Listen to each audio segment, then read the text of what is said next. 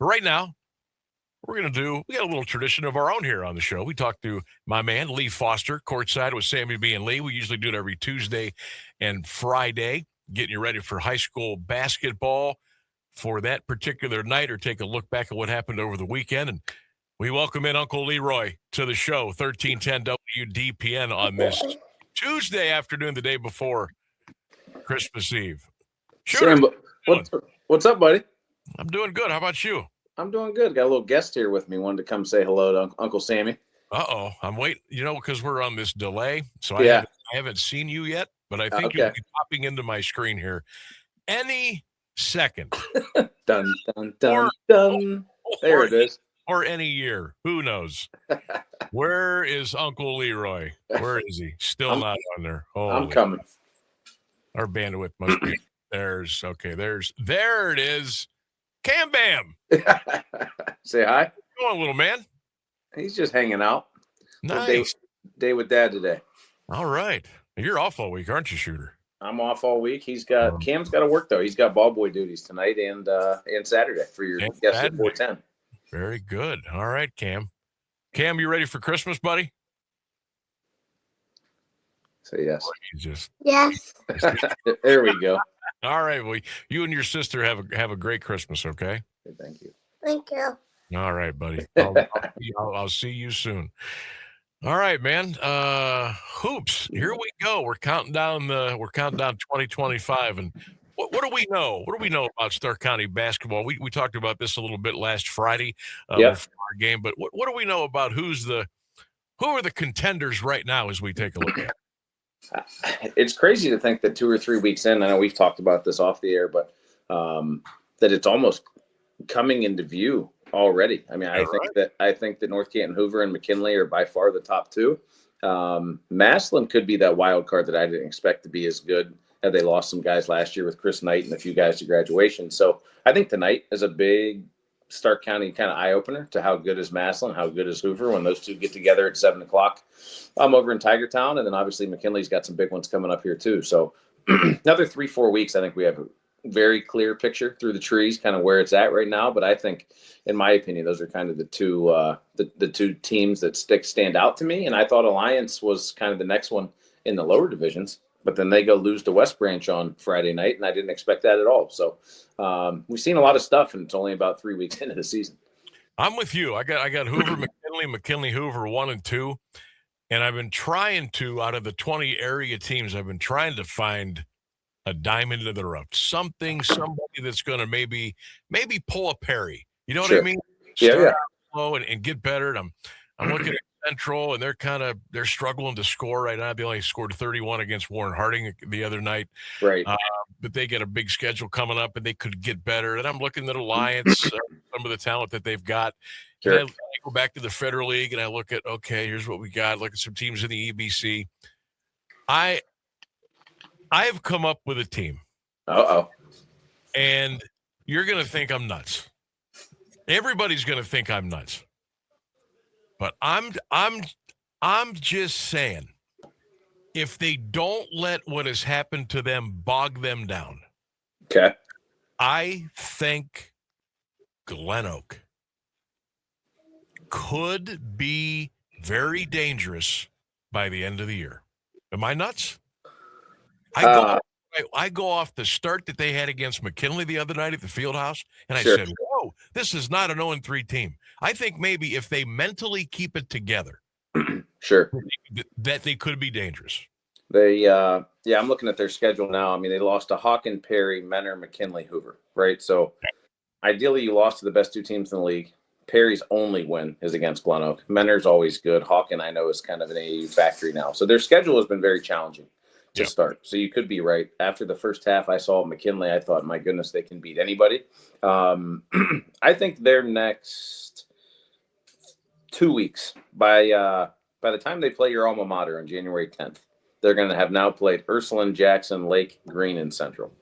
They've got to win 3 of those games at minimum before you just, and this is not against a coach or whatever. It's just you lose the kids. You can't be 1-7, 1-8, and try to get them motivated down the stretch. At that point, I think you're looking forward to young kids, giving other guys a shot. Your seniors say you've had a shot, but you've won 1 or 2 games in the first half. Right. I think after the next 5, by January 10th, the end of that night, you'll kind of know where they're at. Now, maybe they run the table. I think Ursuline's good. They are. I think is solid. Lake is very much improved after we saw them Friday night against Green. Green's still young, so that's a game Glen Oak should win on paper, you would think. And I don't think this is Central's best team by any means. So I think 3 out of 5 is certainly in the realm for them, and maybe 4 out of 5. So if they win 4 out of the next 5, I'm telling you your prediction's right. If they're 1-4, 2-3 in the next 5, then I'm telling you your prediction's wrong. So I'm full of it. Right. I just, and I know we're going to have the Glen Oak Jackson game on our sister station Q92. January 2nd. January 2nd. Lee, I can't find another team that I think, oh, look out. You talked about Maslin. I'm not going to count them out. I think they could be dangerous too. And I haven't seen them yet, but we'll see how they do against Hoover tonight, obviously. Sure. I've been searching, and it all comes back to McKinley Hoover for me. Yeah, I agree. I think it's kind of clear cut early. I'm looking through just the records in the league. McKinley and Hoover sit at top 3-0 inside the league. Glen Oak's lost 3, Lake's lost 2, Green's lost 2, and Perry and Jackson have lost 1. So, losing 3 games already for Glen Oak, you presume Hoover or McKinley's not losing 3 inside the league. So there's virtually no chance to win it, but that doesn't mean you can't have a good season and make a little tournament run and make some noise late.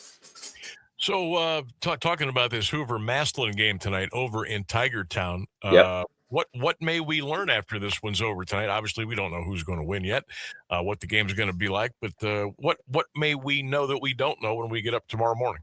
I think we know some of the names from Maslin and Coach Hose's team over there with Gio Jackson and Jada Stigpen and the Lamp Boy. There's some kids that have been around that program for a long time that have the experience. I think you've got contrasting styles tonight. The choreograph of what Coach Bluey brings to an offense and a defense, and the stylistically how they play versus the uber athletic, up and down, trapping, pressing type pace that Maslin will play. So can Hoover handle their pressure? If they do, I think they win. Can Maslin speed them up, turn them over, and get easy buckets? If so, I think you're in a dogfight. I just think it gives us a clear-cut line to, hey, is Hoover really, really on the top? Because I think Maslin could be the next best team around in D1, D2 besides McKinley. And if Maslin wins, then maybe we shake this thing up, and we'll let everybody know now that we're going to put out our first Stark County Power Rankings this Sunday around 11 a.m. So I think that'll open us up to kind of what's going on. And McKinley's got a big one Sunday night against Warren Harding in the Shot Clock Classic. Mm-hmm. That's right. They got a couple of they got a handful of games over there Saturday and Sunday over at the field house. I think one ticket's good for all the games. So it's kind of cool. You mentioned we're going to be coming up with our power rankings on Sunday, and the fact that we've already kind of settled on the top 2. I don't want to be already all knowing already in December. Sure. I don't think that's really good or healthy for the overall feels of the high school hoop scene here in Stark County. We need some stuff to be shaken up a little bit, don't we? Yeah, you definitely. And then I think are these younger unheralded teams, can a Lake knock off one of those top 2 dogs, right? Can somebody beat somebody inside the league that's kind of unexpected, shake up kind of that league ranking? And then we're like, oh, now we're in mid-January and things, look a little different with some teams kind of rising and maybe some teams falling. And heaven forbid everybody stays healthy. But every team with their best player or best 2 is always an injury or 2 away from, things changing really fast. And even McKinley has been forced to play the last week and a half without their best player. So there's tons of those things that happen in high school athletics. But to your point, I do think in the next 2-3 weeks, I think we'll kind of know. And, who knows? Maybe one of those teams loses 2 or 3 in a row and it's completely shaken up. Yeah. Hall of Fame City checking in on YouTube. Let's go Courtside. Fire emoji. All right, Hall of Fame City. I love it. Appreciate you. Pretty sure that's Ryan Brayler. Yep. That's our RB. Guy. So which team? Nah, it's too early for Player of the Year. I don't want to go there yet. Which team do you think has the highest ceiling by the end of the year. And we can't use Hoover, and we can't use McKinley. Who's got the highest ceiling at any level? Who might it be? Just to win games or to make a tournament run? Maybe a little package of both. Ooh. I mean, I think your alma mater is always going to be the front runner to win a district championship in Division 5, based on who they play and the schedule they play and the kids that they have. I think they're always destined to kind of make a tournament run. I haven't seen or heard enough of, like South lost to Ellet last night. South lost a close one to Manchester, but Manchester just got beat an hour ago by Norwayne, who we saw Central beat, and I don't think it's one of Norwayne's better teams. Right.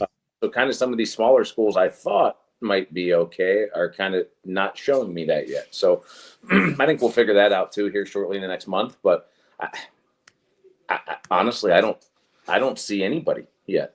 Like the Sandy Valleys, the Minervas, the Tuslaws. I think those teams are all up and coming. Marlington's way down. East Canton's a little under 500. Malvern's not Stark County, but they always have a shot because they're in Division 7.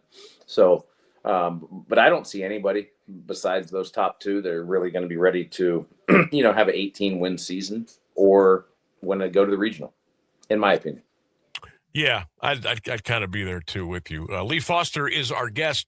Courtside with Sammy B. and Lee. You can check Lee and I out Tuesdays and Fridays during the high school basketball season on Q92, Q92radiosports.com, and of course, good old terrestrial radio at 92.5 FM. Click that dial. Click that dial, baby. We still love you when you listen to the listen to the old radio. Kind of a fun question here. Which Stark County basketball coach would be the best kind of storyteller? Ooh, that's interesting. We know just about all of them. Sure. Some may not know them as well, but who would be the best storyteller? Like you gather around the campfire and give the mic to one of our area basketball coaches who just knock it out. So I think you have to eliminate half the guys because they're too young. And age is wisdom, and more time and more knowledge and more experiences lead to better stories. Right. I would probably pick Tom McBride if you threw me on the fire like that. Okay. I just having him on our podcast, being a friend, he's always, because he can hash back to all these things from when his dad coached to when he was at Central to when he was at Lake 25 years ago to just all the dynamics. There's a lot of guys that have been coaching, 5-10 years in Stark County, but might not be from Stark County, right? Rick Harrison's going to have stories that are all over because he's been around so long. I'm sure Mark Kinsley could. But we just have some young dudes, right? I mean, David Wirtz at Louisville's 25.